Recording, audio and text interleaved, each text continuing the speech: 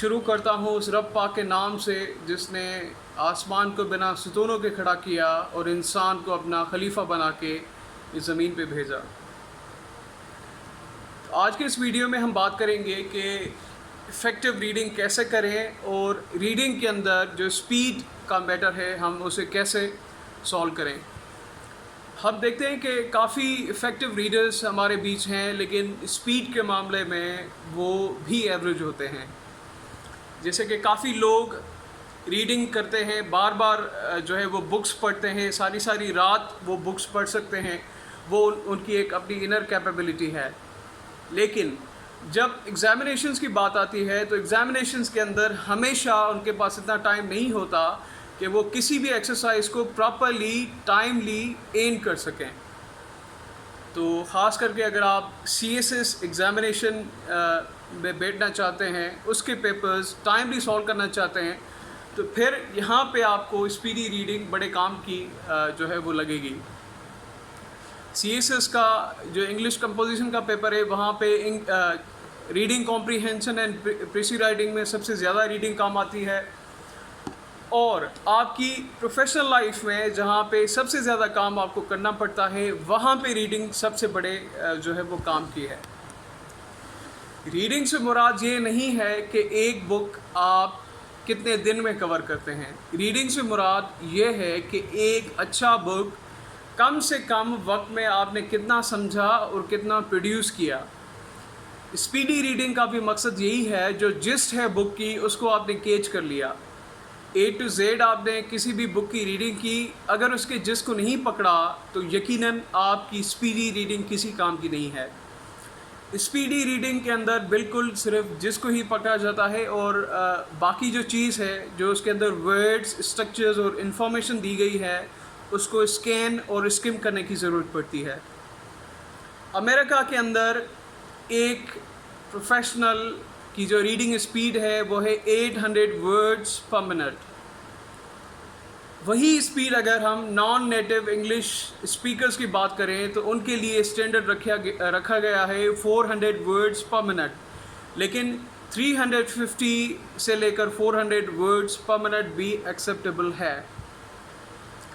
International examinations जैसे आइल्स या फिर टॉफिल है या फिर दूसरे इसी किस्म के एग्ज़ामिनेशंस हैं जहाँ पे रीडिंग कॉम्प्रीहेंशन करवाई जाती है, वहाँ पे भी इसी स्पीड को नज़र में रख के कैंडिडेट को टेस्ट किया जाता है।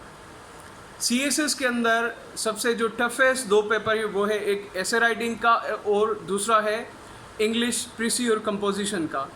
तो इन दोनों पेपर्स में से भी सबसे कम वक्त होता है कैंडिडेट्स के पास कि वो किसी भी चीज़ को सही तरीके से परफॉर्म कर सकें। तो आज मैं आपको वो मेथड्स बताऊंगा जो नॉर्मन लेविस ने शेयर किए हैं, और उसने बताया है कि कैसे हम स्पीडी रीडिंग तक बआसानी पहुंच सकते हैं। अब जो रेगुलर रीडर्स हैं वो पढ़ते कैसे हैं, मैं आपको सबसे पहले ये बताऊंगा, फिर आपको समझ में आएगा कि रीडिंग असल में काम कैसे करती है। हर एक रीडर जब भी कोई भी किताब पढ़ता है तो वो अपने फोकस को एक लाइन में डिफरेंट स्लांट्स में डिवाइड करता है। जैसा कि एक एवरेज रीडर 5 से 6 स्लांट्स में एक लाइन को डिवाइड करेगा।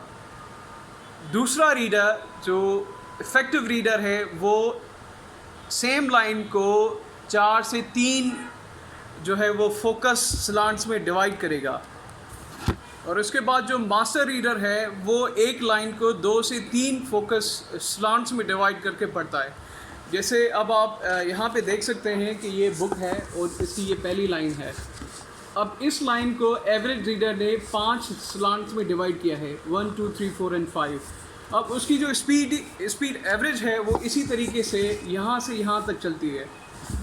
आप इस बात का अंदाज़ा लगाएं, जो टाइम एक एवरेज रीडर यहाँ पे 5 स्लांट्स में वेस्ट करता है, वहीं पे एक इफ़ेक्टिव रीडर यही काम 3 स्लांट्स में कर देता है। अगर मास्टर रीडर है तो वो सिर्फ 2 स्लांट्स लेगा। ठीक है। उसके अलावा 2 प्रॉब्लम्स होती हैं जो है वो एवरेज रीडर और इफ़ेक्टिव रीडर के साथ। जब भी वो रीड करते हैं तो उनके अंदर एक इनर वॉइस होती है जो वर्ड्स को प्रोनाउंस करती है, तो उस प्रोनाउंसिएशन को मन ही मन में सुनते हुए उनका टाइम वेस्ट होता है। ये भी एक रीडिंग का लेवल है, लेकिन मास्टर रीडर की लेवल तक पहुंचने के लिए इस वॉइस पे भी आपको कंट्रोल करना पड़ेगा। जब आप मास्टर रीडर बन जाएंगे तो ये वॉइस आना भी बंद हो जाएगा, फिर आप वर्ड्स को फील करना स्टार्ट करेंगे। अब मैं आपको एग्जांपल देता हूँ एक मास्टर रीडर का कि वो कैसे चीज़ों को पढ़ता है। ये इफेक्टिव रीडर का एग्जांपल है। मास्टर रीडर भी कभी 3 स्लॉट्स पे आता है। ये देखें, अब इसके अंदर आप देख सकते हैं कि एक लाइन को 3 फोकस स्लॉट्स में इसने डिवाइड किया है, और कभी कभार यही लाइंस जो है वो इसमें 2 फोकस में करता है। आप अंदाज़ा लगाएं, एक लाइन 2 फोकस में वो बआसानी पढ़ लेता है, और इसमें तकरीबन 60 लाइंस होंगी, तो 30 सेकंड से भी कम टाइम में ये पूरा पेज ख़त्म हो सकता है। 40 सेकंड्स आप इसको एवरेज में लगा लें। अगर 30 से 40 सेकंड्स में ये पूरा पेज पढ़ा जा सकता है तो ये पूरी बुक पढ़ना तो कोई प्रॉब्लम है ही नहीं। कुछ आवर्स के अंदर इस बुक को ख़त्म किया जा सकता है। तो इस तरीके से मास्टर रीडर्स अपनी इस टेक्निक के थ्रू बहुत ही बुक्स को कवर कर लेते हैं। दूसरी बात, अगर आप अपनी जो है वो पढ़ी हुई बातों को याद करना चाहते हैं, फिर से रिमेंबर करना चाहते हैं for long term of time, तो उसके लिए आपको क्या करना पड़ेगा कि जब भी आप रीडिंग करें, डिटेल रीडिंग करें, तो वहाँ पे आप नोट्स बनाएं। नोट्स का मकसद ये है कि वर्ड्स को अंडरलाइन करें, फ्रेजेस को अंडरलाइन करें, उन फ्रेजेस को जो आप अपनी राइटिंग के अंदर यूज़ करना चाहते हैं। फिर उनकी एक आप डायरी बनाएं। डायरी बनाने से ये होगा कि वो वर्ड्स कभी आप भूल नहीं पाएंगे। बार बार राइटिंग के अंदर जब आप उनको लिखेंगे या यूज़ करेंगे तो वो परमानेंटली आपकी वोकैबुलरी का हिस्सा बन जाएंगी। तो इस तरीके से जो है वो स्पीड को, रीडिंग स्पीड को मास्टर किया जाता है। और ज़्यादा डिटेल में मैंने एक आर्टिकल लिखा है, अगर आपके पास टाइम है, आप इंटरेस्टेड हैं पढ़ने के लिए, तो इसी वीडियो की डिस्क्रिप्शन में उसकी लिंक दी हुई है, उसको ओपन करके आप इस एक्सरसाइज को पूरा ठीक से देख सकते हैं कि कैसे आई फोकस करती है और किस तरीके से एक मास्टर रीडर फोकस के थ्रू, इस ट्रिक के थ्रू एक बुक को कम से कम टाइम में पढ़ लेता है और समझ लेता है। तो ये एक शॉर्ट वीडियो थी रीडिंग स्पीड के ऊपर। आइंदा जो आने वाली वीडियोस हैं वो थोड़ी सी मैं लॉन्ग करूँगा, जिस तरीके से एक टॉपिक को आप डिटेल में समझ पाएँ। तो आई होप आपको ये कुछ टेक्निक्स समझ आई होंगी और काफ़ी फ्रूटफुल साबित हुई होंगी आपके लिए। Thank you so much. Wish you best of luck.